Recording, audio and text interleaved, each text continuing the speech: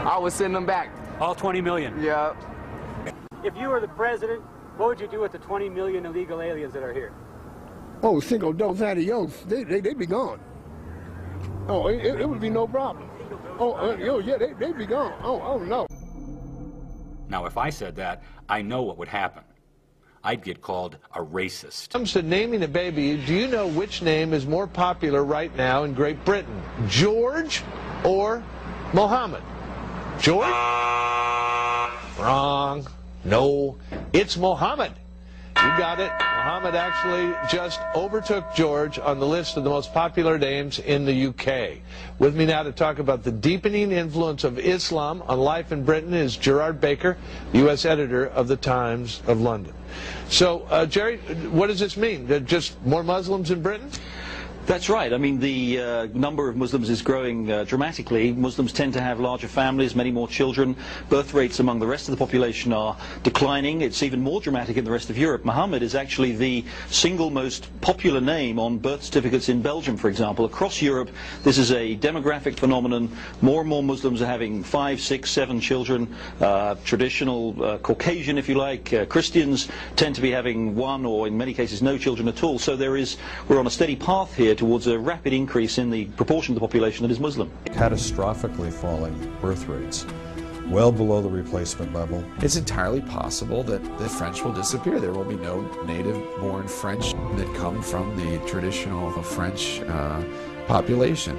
What some call the demographic winter of Western society. Yes, there are demographic shifts. Yes, women did decide in the past several decades to stop having as many children. They made a decision to control their fertility when contraceptives became more available. But the only reason to call that a crisis or a demographic winter is if you're overly focused on which babies are being born and whether they're the right religion and race. I'll say, well, what would be so wrong? What would be so wrong if the Western world did become Muslim? And that, I think, is the self-neutering result of the multicultural mindset. You remember Mayor Nagin in New Orleans.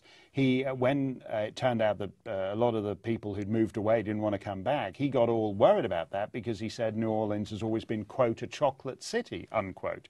In other words, he thought that who lived there made a difference to what the city was. Why can't you make that point about Italians in Milan? Why can't you make that point about Swedes in Malmo? Why can't you make that point about Dutch people in Rotterdam? And I think that's what I find fascinating, that the leftist progressives say, well, what's the big deal if the whole world becomes Muslim? What would be wrong with that? Right. And I think what the response to that is, well, look, you know, okay, which currently Muslim city would you want to live in? Exactly. I like the Muslim world. I spent a lot of time in the Muslim world. I love Amman. I love Cairo. I love visiting them. But would I want to raise a family in Cairo? Would I want to try and do business in Cairo? Would I want to try and exercise my right to free speech even in Jordan, which is a supposedly moderate Muslim state? No. I'm very happy to visit them, but I'm very happy to come home to free, pluralist Western societies. Yes, and I'm happy for that. I mean, I think multiculturalism is a cult of, by and large, a cult of ignorance. I'm astonished, you know, that if you label yourself a multiculturalist, it absolves you knowing anything about any other cultures. Try it. Ask a multiculturalist what the capital of Nepal is, or ask him about the principal exports of Malaysia or whatever. You won't. It absolves you from having to know anything about other cultures, and because of that, it actually, if everything is all the same, if everything is just as good and as bad as each other, who are we to say when we hear, for example, that Muslim polygamists in Ontario are claiming separate welfare checks for each of their wives? We sort of can't figure out, why is that wrong? Why is that wrong? Migration is based on the false assumption that we're the products of our culture and that exposure to European culture will transform non-Europeans into Europeans in the second generation, if not the first.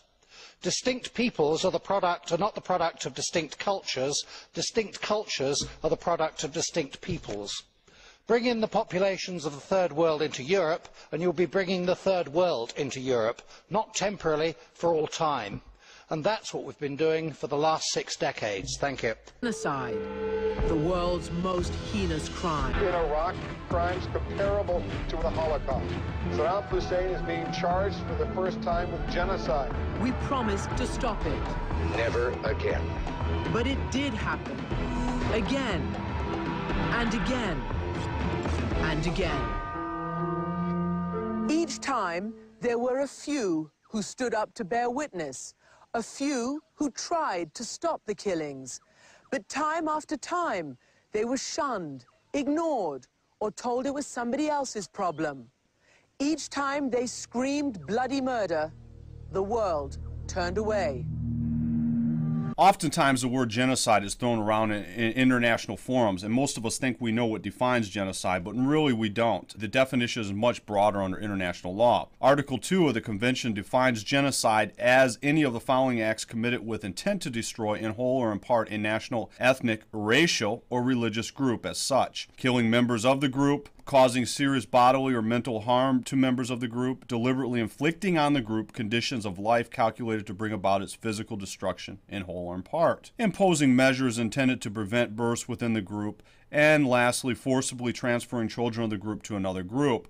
Article 3, furthermore, defines the crimes that can be punished under this convention, and that is genocide, conspiracy to commit genocide, direct and public incitement to commit genocide, attempt to commit genocide, or complicity in genocide. It goes on to talk about many things, but one thing becomes crystal clear. Anytime you deliberately inflict on the group conditions of life calculated to bring about its physical destruction in whole or in part, it constitutes genocide. Now, most of us believe genocide happens as a war crime. Well, generally that's what it's prosecuted as. Saddam Hussein was prosecuted for war crimes, by and large, but it need not be a war crime. It can be a series of human rights violations. This is largely misunderstood. Lemkin, for instance, wrote after the law was first written, generally speaking, genocide does not necessarily mean the immediate destruction of a nation, except when accomplished by mass killings of all members of the nations. It is intended to signify a coordinated plan of different actions aiming at the destruction of the essential foundations of the life of national groups, with the aim of annihilating the groups themselves. The objectives of such a plan would be disintegration of the political and social institutions, of culture, of language, national feelings, religion, and the economic existence of national groups, and the destruction of personal security, liberty, health, dignity, and even lives of the individuals belonging to such groups. More often it refers to a coordinated plan aimed at destruction of the essential foundations at the life of a national group, so that these groups wither and die like plants that have suffered a blight. The end may be accomplished by forced disintegration of political and social institutions, of the culture of the people, of their language, of their national feelings, of their religions. And that is very broad. Most listening to this would say that is extremely broad, and it can be when you start talking about a series of human rights violations. Most of us have heard this phrase in the West, race is just a social construct. Well, it isn't. It isn't. The word genocide comes from the word genotype. Genotype is interchangeable with race. For instance, the Indo-European genotype. It is very specific. It can be tested for again and again. You can't target that for extinction. If you do so, it's a hanging trial. I think it's common sense to most listeners. But what it comes down to is a series of human rights violations targeting someone for extinction. It's kind of entertaining hearing that this concept of race is a social construct, because under international law there is no such thing as a social construct. Yeah, Saddam Hussein doesn't show up at his trial and say the Kurds were just a social construct. All Iraqis were equal. The Kurds were just a social construct, and get out of the tribunal. It doesn't really work that way. There are no social constructs under international law. If you don't believe me, go find Saddam Hussein and ask him.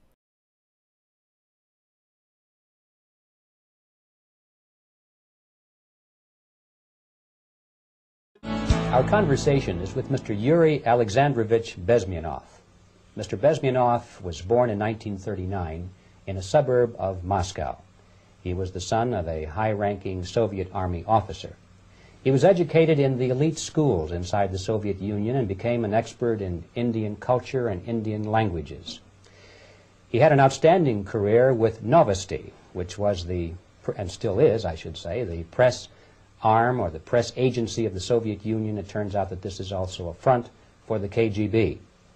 He escaped to the West in 1970 after becoming totally disgusted with the Soviet system, and he did this at great risk to his life. He certainly is one of the world's outstanding experts on the subject of Soviet propaganda and disinformation and active measures. When the Soviets use the phrase ideological subversion, what do they mean by it? Ideological subversion is the process which is legitimate, overt, and open. You can see it with your own eyes. All you have to do, all American mass media has to do, is to unplug their bananas from their ears, open up their eyes, and they can see it. There is no mystery. There is nothing to do with espionage. I know that espionage intelligence gathering looks more romantic. It sells more deodorants through the advertising, probably. That's why your Hollywood producers are so crazy about James Bond type of thrillers. But in reality, the main emphasis of the KGB is not in the area of intelligence at all. According to my opinion and opinion of many defectors of my caliber, only about 15% of time, money, and manpower is spent on espionage as such. The other 85% is a slow process which we call either ideological subversion or active measures, активные мероприятия in the language of the KGB, or psychological warfare. What it basically means is to change the perception of reality of every American to such an extent that despite of the abundance of information, no one is able to come to sensible conclusions in the interests of defending themselves, their families, their community, and their country. It's a great brainwashing process which goes very slow, and it's divided in 4 basic stages.